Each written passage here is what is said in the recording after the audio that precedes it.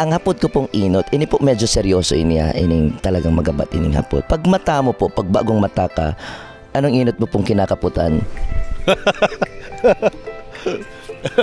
Cellphone ko. Sabi na, cellphone talaga. Pag makarigos ka po, ano pong inot mong sinasabon? Kamot. Sabagay yun talaga, ano, madayaon. Thanos pawala patuo. Thanos.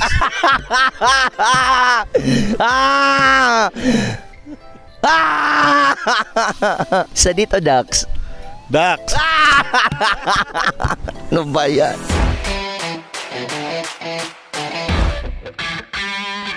Mayor ng apod ko sa imo, taaram ko, baka yung malang aapodon ko sa imo very very soon. Very very soon. Medyo seryoso po ini Tsaka English para magmukha akong matalino. Sinurat ko pati para di ako. How do you picture San Jose under your administration? Ano ang magiging San Jose kapag ika ang naging mayor? Itong nasa ngunyan na nagdadalaga ka, syempre pinicture out mo naman yan sa sadiri mo po kung anong magiging San Jose under Gerald Peña. Ano ba, mayong taong ma-high blood kasi kadakol Peña? Charot! I relatively use the term better. Okay. For the better San Jose. Mas maray na San Jose. Pwede mo pong i-detalye, dawa po papera sa mga programa mo para po kung sakasakaling madadala ni kasi tood na po kaya ang tao sa mga flowery words. Flowery statements. Pag ako naging mayor da iniaagihan ng bagyo, gabus ka mo, magkakatrabaho, pagal na mabaga ang tao po kaya yan. May pong estilo. Kung ano po ang sakuyang pagtaram, pakiulit sa tao. Yun po yan ang pagkatao ko. Dahil sarap man po ako sa mga dati nagtitingala sa mga politiko na sawa naman ako magparadangog. Ang pirmi maganggasgas na term, pagbabago. May pagbabago ngayon, may organic. Pero sa kuya, mas ginagamit ko ang term ngayon na mas marhay. Mas marhay. For Kung the sa English, betterment of... Ma-English man ko, tangan yung magbaray. Para mas papunta kasing talino ta kama. kita. Ano ka ba? For a better San Jose.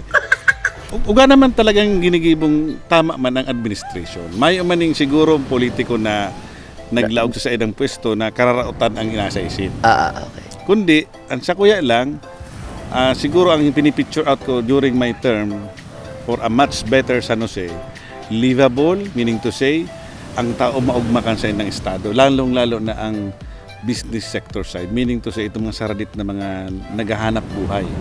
Ang hanap buhay minigdi, pagsira sa naman, sakot pag-uma. For example, di ba inaagihan ng bagyo?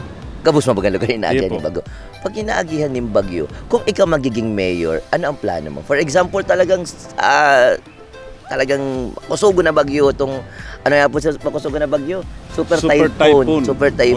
Ano? Hindi ko na naisip. Super duper typhoon.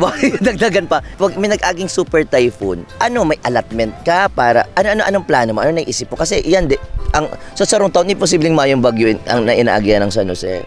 Ang kidigdi, ang susi, itong preparedness. So you at least have 4 years or 3 years to prepare for such na tatamaan kita ng organing very damaging on our part, not just structurally but financially and economics. Okay. Pinaka-importante. So, ang nahiling ko po dyan, number 1 muna, kaya po mo munang ma-win o ma-gain so trust and confidence kang private sector. Because dakulaon sindang maray na tabang pag-abot sa calamities. Totoo. Sinda ang mas naiinot na nagtabang. Delta masindang audit, mayong COA, mayong sindang aagihan pa sa procurement. Unlike on the spot. Paklatag uni. Pero paano mo sinda ma-encourage kung masindang tiwala sa imo? Baka ngay bulsaw naman ni Mayor, baka konsesay lang ang tawanan, baka pirlion lang ang tatawanan. Ako po ali ako sa private sector. Kagurgul pa akong barkada na nasa private sector. Dahil nindaarang ko sa inilalag sa indang extra money. And that's the reality. Sana all.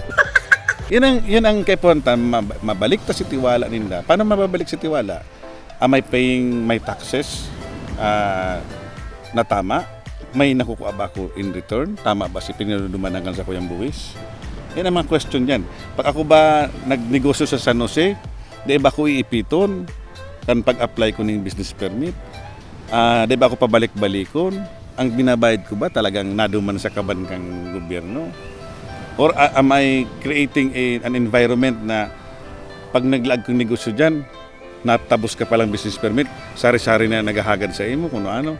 Mga arog yan. So, sadit lang na bagay na pag nagkalat yan, magkakaugwaning trust na pag ang mayor ng Apudan o binagyo kita, may ma-responde tulos ng mga pribadong tao. Siguro nga di po talaga babagyong kita. Nagpupuo na siya, nagpamati.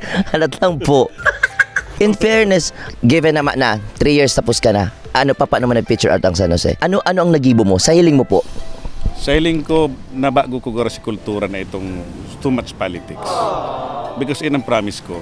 Miski ang makaalyado ko sa politika, pag ako linaag nindo dyan, don't expect me na may kalaban ka mo sa politika sa baba. Kakalabanon ko naman siya. Don't expect me. Pag ako yaon dyan, ang gabos ng social services, itatao ta sa tao, pantay-pantay. Iba ang iribahan ta sa politika, iba ang iribahan ta pag nagtatrabaho na kita. Okay, nag-uura na po. Lawag na kita.